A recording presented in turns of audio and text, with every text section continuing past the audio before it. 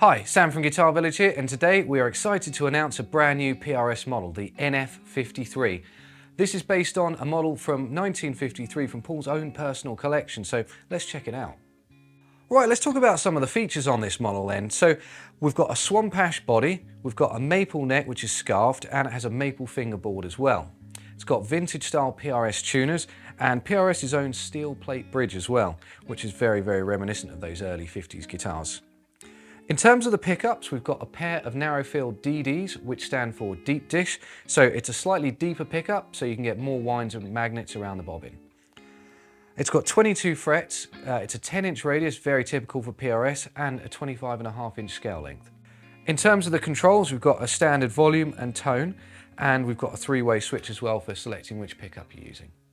You also get a really nice PRS black gig bag as well.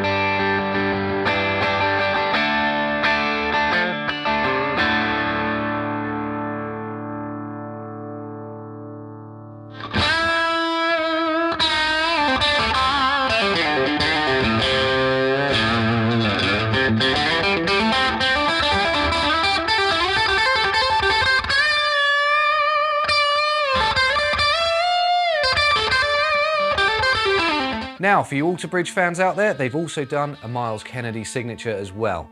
Now, this one is in a few different colours. The particular one I'm holding is in Vintage Natural. The main differences really aesthetically are you've got a capped headstock, you've got a geometric owl truss rod cover. I had to look that one up. Other little touches, he's got his own pickups in there. They're not the same as the deep dish ones. They're slightly lighter sounding, which I think was really cool. You also get a 5-way switch on this one instead of the 3-way switch, and that means you can have some single coil options in there too. You've got a push-pull switch, which when you're on the bridge pickup takes a little bit of the treble off. It is subtle, but it does sound good. You get vintage style locking tuners this time with slightly different buttons. You get metal ones instead of the kind of ivory plastic buttons we saw on the regular NF53.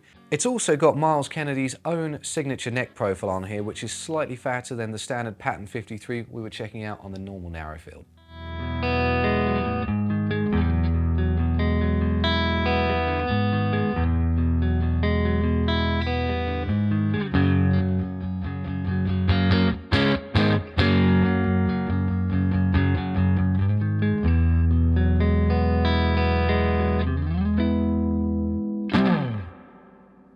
Okay, let's explore the 5-way switch on this one because it's a little bit different to most 5-way switches.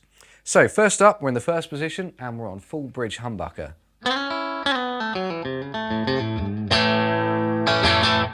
Nice and spanky. Now, PRS have fitted this push-pull switch, which when you pull it up, it takes a little bit of the top end off, so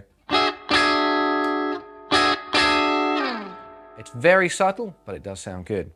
Now, moving on, second position. We've still got full bridge humbucker, but this time we're adding in a single coil neck position too.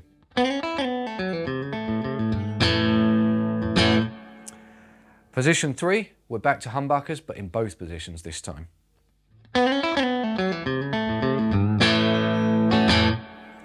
Position 4 is a little bit different to 2, so we've got both pickups, but they're both in single coil mode this time.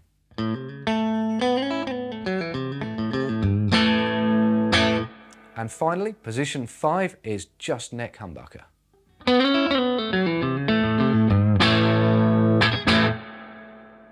Having played both of these models, I don't think I would say that there's one that you should go for. I think both of them sound very different. Now, when we talk about the neck profiles, I mentioned earlier that the Myles Kennedy was slightly fatter than the regular NF53, and it is, but both of them feel very comfortable in the hands. I think unless you like a really ultra slim profile, you're going to love these necks.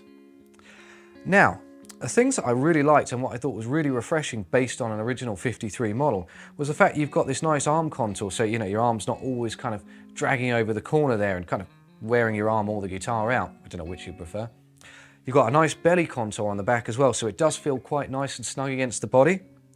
This special contour up here in the cutaway is really useful for reaching the upper register, and they pair that with this nice rounded neck plate as well, which makes the whole thing feel like a real treat to play. Now, with the bigger fret wire they use on these, you get this real nice boldness with every note, and you find that there's clarity all the way up the fingerboard, and it intonates really well. Partly thanks to the way that PRS design and build their guitars, but also down to the design of this bridge as well, which is like a typical kind of brass saddle bridge, but they've actually added 2 screws for each saddle, so you can twist them left and right, so you can intonate, or pretty much perfectly intonate, every string. For the tones today, I was using the House Cornell Romany 12. I've also got 3 pedals set up. I am using a Wampler Moxie. I've got a 5150 overdrive from MXR, that's the EVH signature, and a Boss DM2W delay pedal as well. It was really fun getting to know these new models, and if you want to find out any more about them, the links will be in the description below. As always, make sure you subscribe to the channel and give the video a thumbs up too. Thanks for watching.